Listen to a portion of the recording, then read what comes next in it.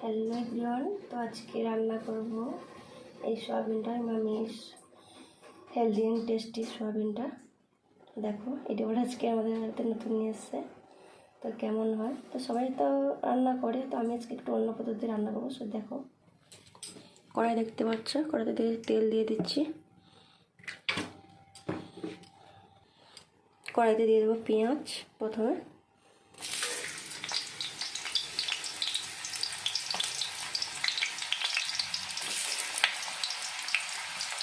পেঁয়াজটা ভাজবো একটু লাল লাল করে, বাদামি করে। এর সঙ্গে দিয়ে দেবো আদা রসুন, এগুলো ভাজা হবে। বন্ধুরা, তো আমি যে মশলাটা ভাজছিলাম, এখানে আছে টমেটো, রসুন, আদা আর একটু গরম মশলা দিয়েছি, একটু জিরা দেবো, কাঁচা জিরা। এর সঙ্গে মিক্সচার মেশিনে ভালো সুন্দর সয়াবিনটা দেখো কত সুন্দর। এমনি সয়াবিনগুলো কেমন একটা থাকে না, এই সয়াবিনটা একটু কালারটা একটু কম অন্য হচ্ছে। যাই হোক, আজকে রান্না করবো নতুন। আমি এই সয়াবিনগুলো নিয়েছি, এগুলো হয়ে যাবে দুটোকার। কড়াইতে আলুটা ভাজা হচ্ছে, তার সঙ্গে সয়াবিনটাও দিয়ে দেবো, ভাজবো ভালো করে ভাজবো।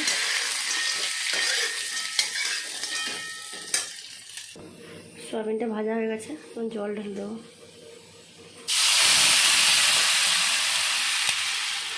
দেখলাম ওটা সিদ্ধ হবে। দেখুন বন্ধুরা, আমি সিদ্ধ করে নিয়েছি। সিদ্ধ করে এখানে একটা ঝুড়িতে ঢেলে নিয়েছি। তো জলটাও আছে, এই সয়াবিনটাও আছে। আমি জলটাও ফেলবো না, জলটাও রান্নার কাজে লাগাবো। এগুলো আরেকবার ভাজবো, বুঝতে পারছো? দেখতে থাকো আমি কী বানাচ্ছি। আমি সয়াবিনটা সিদ্ধ করেছিলাম, আবার ভাজছি। সয়াবিনটাকে সিদ্ধ করে ভাজছি, ওটাই একটু মেন।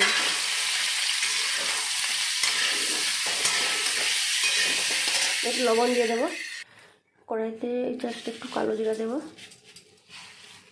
আর এই যে মশলাটা বানিয়ে রেখেছি, যেটা তোমার দেখাচ্ছিলাম, সেই মশলাটাই দেবো, একটু জিরা, বাস, আর কিছু না।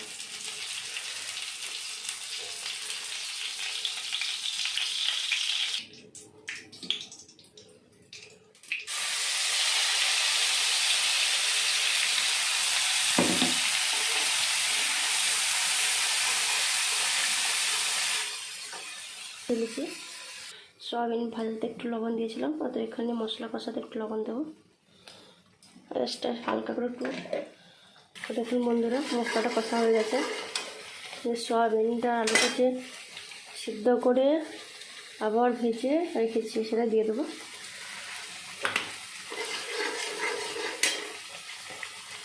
সয়াবিনটা দিয়ে দিয়েছি, নাড়তে থাকবো।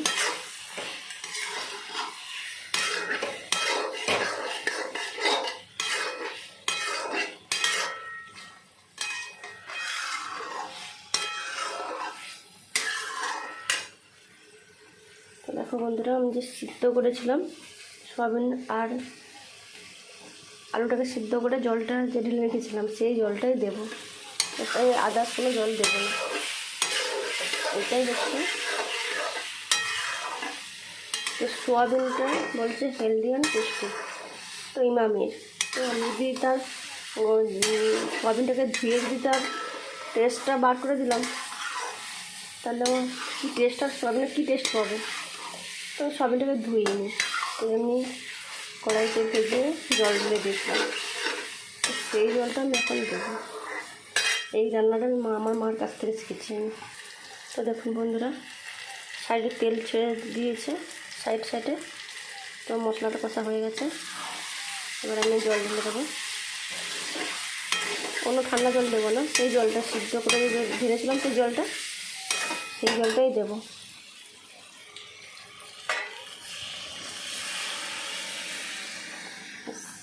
হয়ে গেল আমার রান্না। দেখুন বন্ধুরা, তরকারিটা ফুটে গেছে। জাস্ট একটু গরম মশলা দিয়ে দেবো, জাস্ট হালকা, না দেওয়ার মতো দিয়েছি, একটু অল্প করে দিয়ে দিলাম। তো সবাই বলবে তরকারিটা সাদা সাদা কেন? সাদা এই কারণের জন্য, আমার বর ঝাল খেতে পারে না, তার জন্য। তরকারিটা খেয়ে আমার বড় মশাই বলছে সোয়াবিনটা আরেকদিন বানাবে, খুব সুন্দর হয়েছে।